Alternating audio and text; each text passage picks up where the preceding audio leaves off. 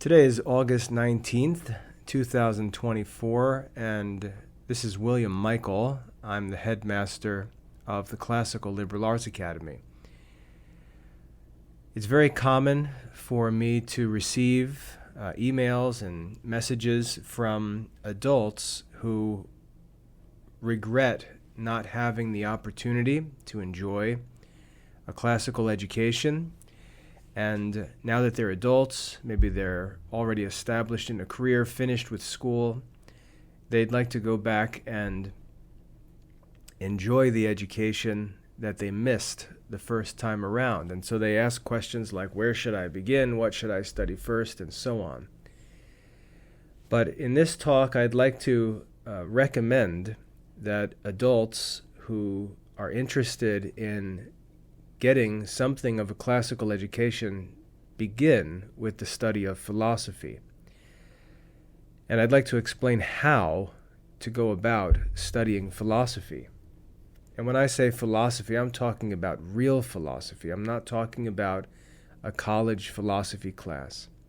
I'm talking about the real pursuit of wisdom.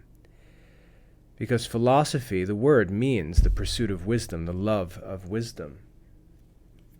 And there's a difference between real philosophy, which is seeking wisdom, and fake philosophy, which is just completing usually college courses which are about philosophy or which study the history of philosophy, different schools, different ideas in philosophy. But that's not real philosophy, because real philosophy is the pursuit of wisdom. So in this talk, which I don't expect to be too long, I'd like to talk about how an adult student can and should study philosophy. Now, one assumption that I'm going to make is related to the fact that I'm a Dominican. That doesn't mean from the Dominican Republic. It means that I'm a member of the Dominican community in the Catholic Church. I'm a lay Dominican.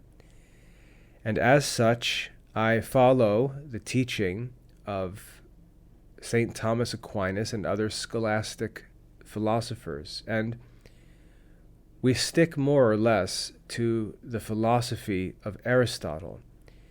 And this is why in the writings of Thomas Aquinas, he refers to Aristotle as the philosopher, with a capital P, the philosopher. And so what I'd like to explain is how to pursue real philosophy through the study of the works of Aristotle. And I think that if you follow the advice that I offer and be patient in your study, but work consistently, little by little, as time allows, you'll find that this is the best plan, the best way to study real philosophy. And really every other option that you might seek, every other study you might enter into is really just avoiding the study of Aristotle. Every philosopher after Aristotle is simply a response to Aristotle. And so if you don't know Aristotle, you really have no way of measuring any philosopher who comes after Aristotle. Now, the reason why it's fair to call Aristotle the philosopher is because he is the master, really the discoverer of the method of true philosophy. If you look at the works of Aristotle, you'll find that one set of works is called the organon, the organon. In Latin, the organum. In English, it's the method or the instrument. And this is a collection of books in a similar way as the Bible is a collection of books. We refer to it as the Bible, but really it's a collection of 73 books. The organon of Aristotle is one work, but it's a collection of different books. And in the organon, we have, for the first time in history, around 3 50 BC, we have the art of reasoning written out for us in a systematic treatise. And it really is the foundation of true philosophy. It's the method of philosophy. It's the instrument of true philosophy. Now, the organon breaks down into a number of books, and you've probably seen the names of these books before, but you might not have understood what they are or how they should be studied or what part of philosophy they belong to. The first book in Aristotle's organon is the Categories. And in the Categories, Aristotle teaches the science of just simple concepts, simple ideas in the mind, or notions we could call them, simple ideas that are expressed with words. And so we begin the study of philosophy with the study of the Categories, just understanding simple concepts and how they're represented with words. That's the beginning of philosophy. The second book of the organon is On Interpretation. On Interpretation. In that second book, we begin to join simple concepts together to form what are called enunciative speech. Enunciative speech, or enunciations. Enunciations are statements that can be true or false. We can call them propositions. So to understand the nature of propositions, where we join simple concepts together, we need to understand what Aristotle teaches in his book On Interpretation. So we begin with the Categories, and then we move to On Interpretation. The first two books of the organon. The third book is Prior Analytics. And in Prior Analytics, we begin to study the science or art of the syllogism. And this is really Aristotle's breakthrough. The breakthrough by which Aristotle established, for the first time in history, the art of reasoning, the actual method by which the human mind reasons and knows things with certainty. The breakthrough was Aristotle's understanding of the syllogism, and he teaches this doctrine of the syllogism in Prior and Posterior Analytics. So we've got the Categories, then On Interpretation, then Prior Analytics, and then Posterior Analytics. The next book in the organon is called the Topics.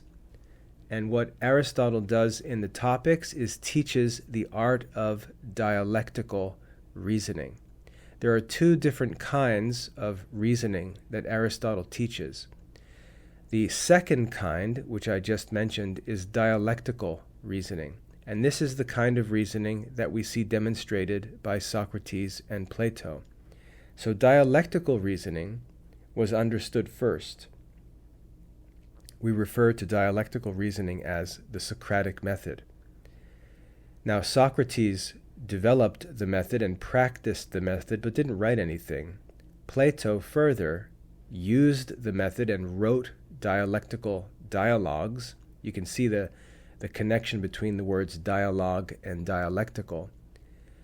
But Aristotle wrote the systematic treatise that explains the art of dialectical reasoning, and that's taught in the book of the Topics. The other kind of reasoning Aristotle teaches is demonstrative reasoning, and that's the reasoning taught in Prior and Posterior Analytics. So you've got two kinds of reasoning: demonstrative, taught in the Analytics, and dialectical reasoning, taught in the Topics. In those books, Categories, On Interpretation, the Analytics, and Topics, you basically have the complete system of the art of reasoning. The last book is called Sophistical Elenchi, or Sophistical Refutations. That's basically the place where Aristotle explains false reasoning, or sophistry. So if you've ever heard of logical fallacies and you wonder, where do they come from? Where can I learn about logical fallacies? The answer is Aristotle's sophistical refutations. That's where false or apparent syllogisms are taught. So in the analytics, you've got true demonstrative arguments, demonstrative syllogisms. In the topics, you've got dialectical arguments or dialectical syllogisms. And then in sophistical refutations, you've got apparent or false arguments. And those books taken together make up the organon. So the very first thing that you should set out to study is Aristotle's organon, because that is the instrument or method of true philosophy. It's the categories on interpretation, analytics, topics, and sophistical refutations. That's the beginning of true philosophy, and that's called rational philosophy or logic. But it's best to think of it as rational philosophy. It's one division of philosophy where we really study the method of philosophy itself. That's where everything begins, because once you have that method in your toolbox, as it were, you can now understand everything that Aristotle is going to teach in his other philosophical works. And those other philosophical works that Aristotle teaches, he actually developed them by putting that method of reasoning to work. And so the reason why he could write all of the works of philosophy that he did, and the reason why he's called the philosopher with a capital P, is because he was the first to figure out the method of true philosophy, and then he was able to actually use that method to investigate the other philosophical sciences and write those philosophies. So the first division of philosophy is rational philosophy, where we learn the art of reasoning, and we do that through the study of Aristotle's organon. The second division of philosophy is moral philosophy. Moral philosophy. And in moral philosophy, Aristotle says we're not seeking to learn about virtue or to learn what virtue is. We're studying to actually be good men. And this is the difference between fake or false philosophy and real philosophy. When you see a college course that provides an overview of philosophy or the history of philosophy or the study of a particular philosopher, is the goal of that course to help you to become a good man? Usually not. I would say normally not. The goal of Aristotle's moral philosophy is for the student to become a good man. That's the goal. And the book that we study for this purpose is the Nicomachean Ethics. Nicomachean Ethics is the title. And so to study the ethics or moral philosophy of Aristotle, we study Nicomachean Ethics. Now, I want to encourage you, because the study of Aristotle's ethics is probably going to be the most enjoyable and helpful study you ever undertake in philosophy. It's just a thoroughly enjoyable book, so useful, immediately helpful, a favorite of most of my students, Nicomachean Ethics. The problem with Nicomachean Ethics is the first few chapters, or in the first few chapters, Aristotle spends time addressing some general philosophical issues, and it's a little bit confusing, a little bit boring, a little difficult to get through. But if you can persevere through that beginning difficult study and get to the real stuff of the ethics, once you get past that introductory content, the studies become very simple and very enjoyable, as I said. So don't be discouraged by the first book of Aristotle's Ethics. Work through that, and when you get into the later lessons, you're just going to love it. And again, the purpose of that study is to learn what you need to understand, to learn about virtue and vice, studying all of the individual virtues and vices, which is just so helpful, so that you can become a good man. That's Aristotle's Nicomachean Ethics. After that, we get into natural philosophy. So we've got rational philosophy, the study of reasoning. We've got moral philosophy, the study of ethics. And then we've got natural philosophy. And natural philosophy divides into two different studies. First, we have physics, or the study of things that move, natural bodies. And then we have metaphysics, or first philosophy, which is the study of universals, things that do not move, things that are unchanging, as it were. So natural philosophy divides into two different studies. Physics, we study Aristotle's physics, and for metaphysics, we study Aristotle's metaphysics. Now, these are challenging studies, and one of the reasons why they're challenging is because all of us have grown up learning modern natural sciences, which are inductive. Modern natural sciences are inductive. They are a completely different kind of philosophy based on a different kind of reasoning.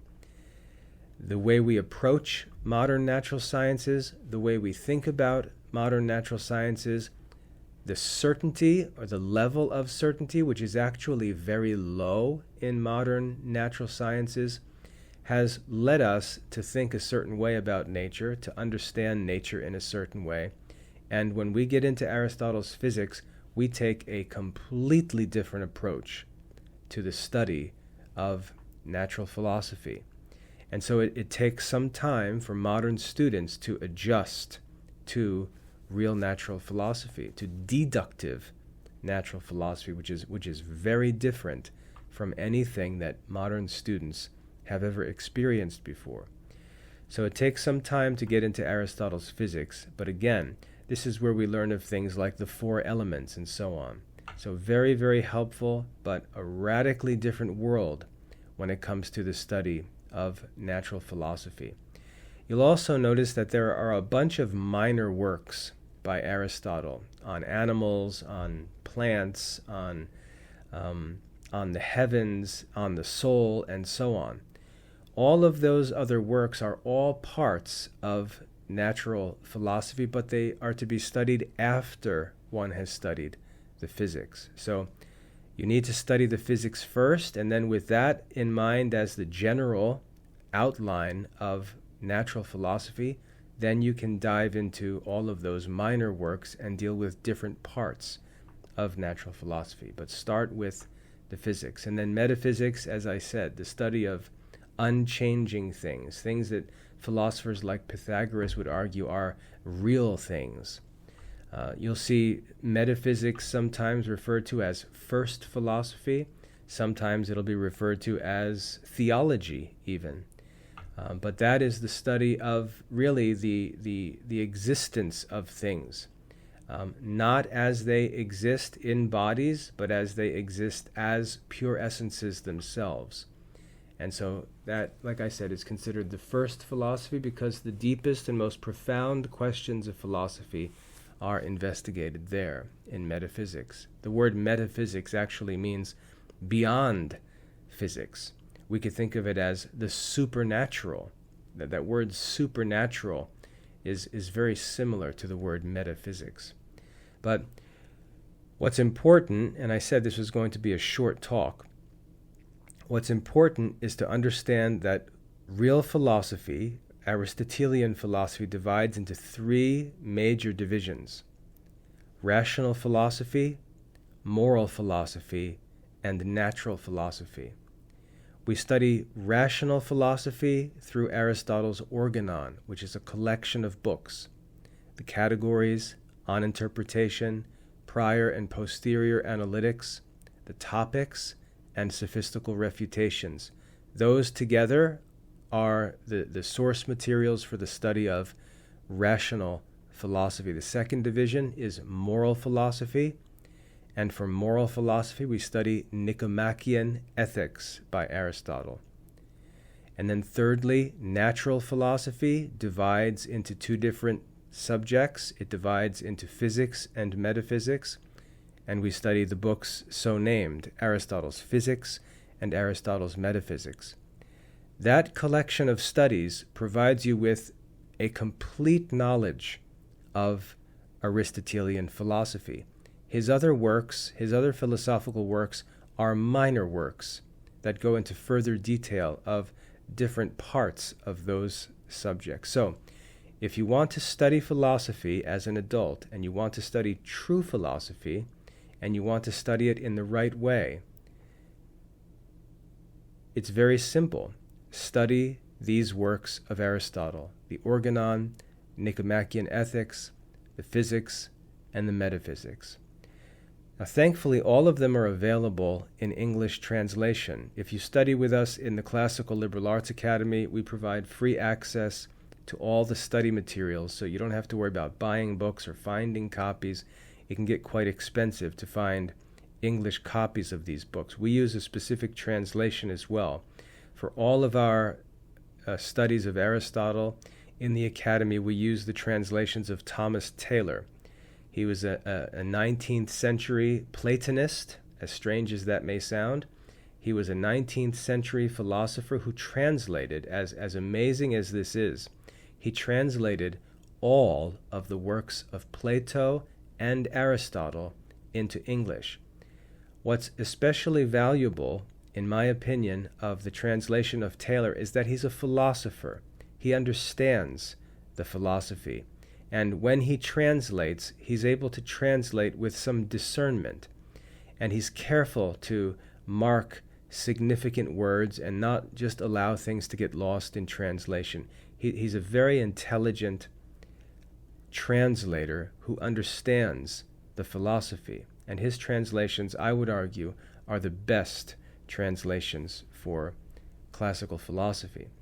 So I would recommend you use the translations that we make available in the Academy, and all of that's included in the cost of enrollment, which is only $25 per month. And that includes everything, every course, all of the study materials, all of the assignments, grading, support, everything is included at that low price. That's just our standard enrollment price. Really, I think the best deal you can find anywhere in education. So, if you want to study real philosophy, you need to study the works of Aristotle, the philosopher. And the works that you need to study are the books of his Organon, his Nicomachean Ethics, his Physics, and his Metaphysics.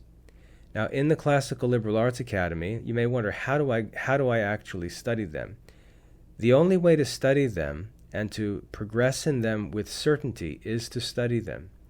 If I were to publish lectures or videos on the philosophy, how would you ever know whether you were learning Aristotle's philosophy for certain unless you yourself were studying Aristotle's writings? There's no way to learn philosophy with any certainty unless you deal with the text directly yourself. And so what I do, rather than drawing students to me for all kinds of lessons and videos and things like that, what I like to do is send students to the texts provided with comprehension questions and assignments for them to complete.